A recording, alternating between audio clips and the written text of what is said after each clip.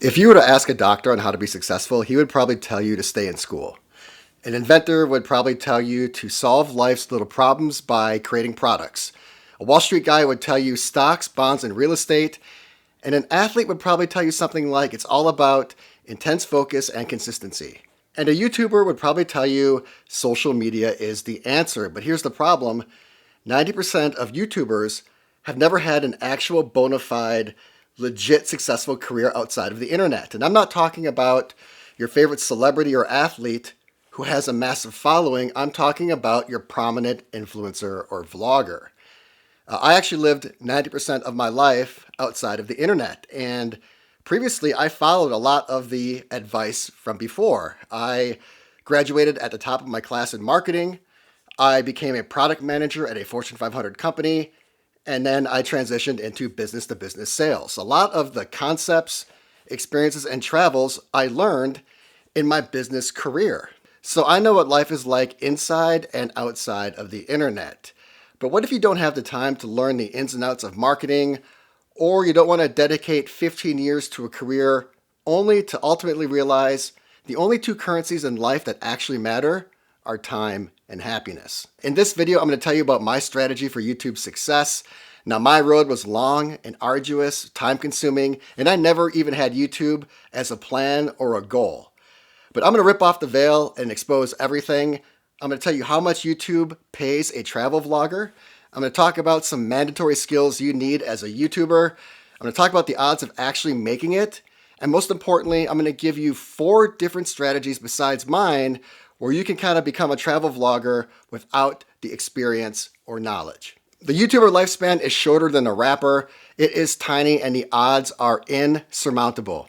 The odds of starting a channel and growing it to 100,000 subscribers is 0.004%. I would emphatically advise anyone, after doing both a traditional life and a YouTube life, to work a stable long-term career and keep YouTube and travel as a passion or a hobby.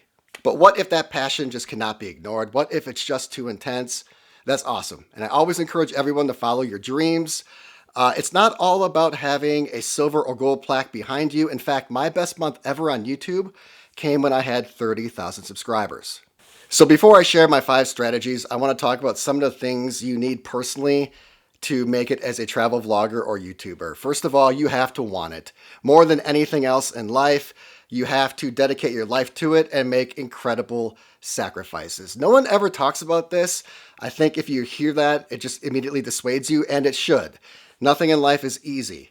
I know it looks like we're all having fun on YouTube, and we are, but there's an old saying that says, the more casual, fun, and easygoing a video looks, the harder that person's actually working. Also, you need elite level honesty with yourself. Do you have the skill set? When I was chasing my hockey dreams, when I got to the next levels, I just didn't have the speed. No matter how hard I worked, I didn't have the physical skills to make it at the next levels.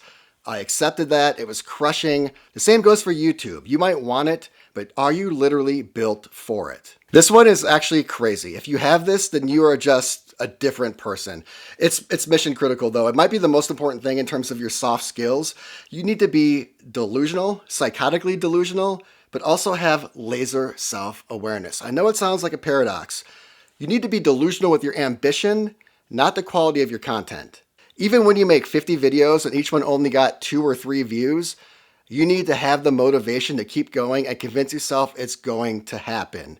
That keeps you making videos when everyone else has already given up. And if you're lucky enough to actually get a comment on one of your videos, there's going to be a lot of cold, hard truths.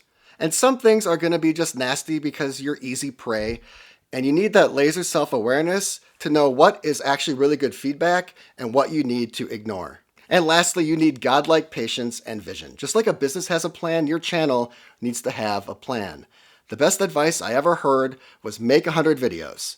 They're going to suck and no one's going to watch them, but make 100 videos. And throughout that process, you'll learn about being in front of a camera, you'll learn about editing, you'll just gain some general YouTube knowledge. At the end of the process, the 100th video will be exponentially better than the first, and then overall make 300 videos. At the end of the 300, commit to the process. If your channel isn't where you want it to be or it's just not growing, then your YouTube experiment might be over. I'm sure you've seen this, and maybe you're even guilty of it. Most people fail because they think they can post videos for a couple of months and gain YouTube success. But nothing in life is easy, especially on YouTube. And if it were that simple, you would know a lot more full-time travel vloggers or YouTubers. Okay, let's really get into it. Let's say that you put in the work and you have a YouTube channel of 10,000 subscribers. What are the 5 strategies I would deploy to become a travel vlogger? The first one is what I call the authority. And this is actually where I just found myself. You are the expert. You are the traveler's traveler. I gained my experience by flying during the day, dining in the evening, and then hoteling at night. For a decade, literally a decade, I lived in hotels and restaurants and airplanes. To become the authority, it's a double-pronged process. You first have to gain all the knowledge and become the authority on travel, and then you have to grow your channel to become a respected authority on YouTube. This is time-consuming, it's arduous, it's expensive. I would have never done it if I hadn't already done it. Now, the beauty of the authority is that you're independent. You've already put in the work, and now you don't have to rely on anybody else for revenue except for the YouTube revenue that automatically rolls in. You're not having to appease and fight for sponsors, and you don't have to solicit hotels and restaurants for comps. You can stay wherever and say whatever. The next one is the bicycle, specifically the neighborhood bicycle. Everybody gets a ride. You are the Mary Magdalene of travel vlogging. Basically, you accept every sponsorship, you do every ad read, you are taking every comp. This one is actually the quickest way of these 5 strategies to become a full-time travel vlogger, because not only are you diversifying your income streams, you're not relying on the slow growth YouTube AdSense revenue for money, you're accepting sponsorships, and also your comps or your free stays are going to reduce a ton of your overhead. And ironically, a lot of purists actually like this one, because although your opinion is basically neutered, at least you found a way to travel for a living. The next one is the hustler, and the hustler is very similar to the bicycle, except that you're diversifying your platforms. You're everywhere. You're working TikTok, you're working Instagram, you're doing Facebook, you're streaming, you're doing an Amazon web store, you have affiliate links, you might even decide to do merch. Now, the nice thing about the hustler is that you're diversifying your revenue streams. You're not just contingent upon one platform for revenue. Algorithms always change, and what could be a great month could be your worst month ever the next time around. So you're really not hung up on one company's algorithm for money, and you also don't have to be as polished or really as good as everyone else, because you're just literally going to outwork everybody. The next one is the pivot. The pivot is the most sound one. It's the smartest one. The pivot sees the shelf life of a YouTuber and how short it is, and they notice that YouTubers eventually just pivot into a business anyway.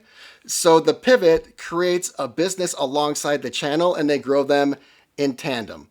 And then when the business becomes self-sustaining, they eventually completely transition over. A good example of this would be a travel agency. You could start that and advise people on places you've stayed. You could become a consultant and advise people on where to stay based off of your YouTube experience. This is one I get asked about all the time.